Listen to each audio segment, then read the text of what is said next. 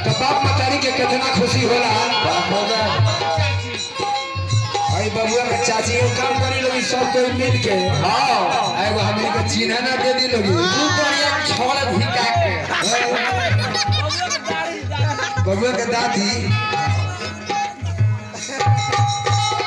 ए हां आधा साला कहे काय करे 2 महीना 3 महीना 4 महीना के बबुआ होला नु हां तो कितना खुशी होला भाई लोग कहेला काम बढ़िया भागल ए सुतल जागल सब भागावा माई कहली ए बबुआ के पापा हमार ये भारी है तो कहना लो कि जागल भागल हमार भागावा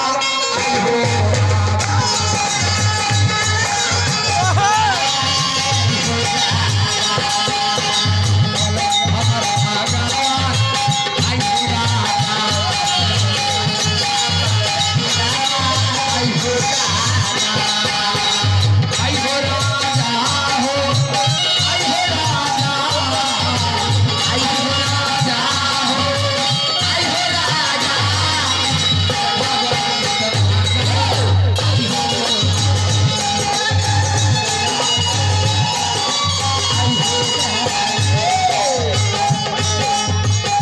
काजेरी कइले बाल कलाकार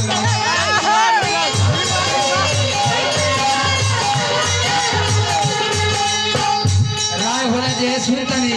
हां जब बबुआ हो जाई नु हां तो कलाकार बुलावल जाई हां आ लोग सोची हां हमर देखी महादेव भैया के वाह कि आई पोता लगे हमने के खिलावता नहीं हां अब काजेरी कइले बाल कलाकार बुलावा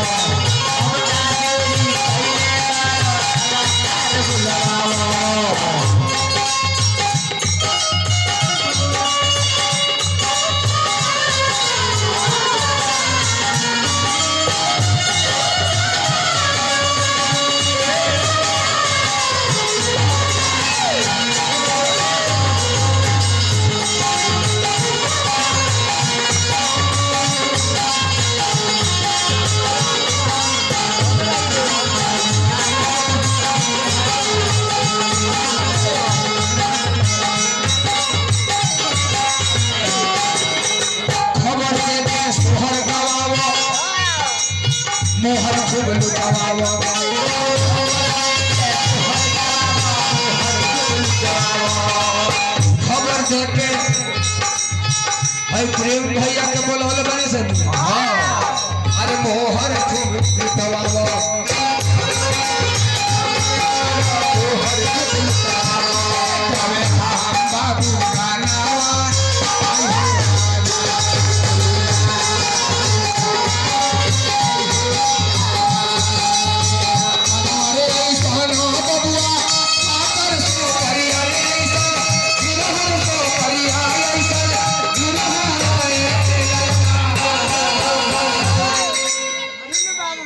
हम ना तो बबुआ लेके चल जाए चलिए हमने के मंडली की तरफ से आशीर्वाद बा कि बबुआ जुग जुग जियो ऐसे कहे के बा कि जुग जुग जिया तू ललाना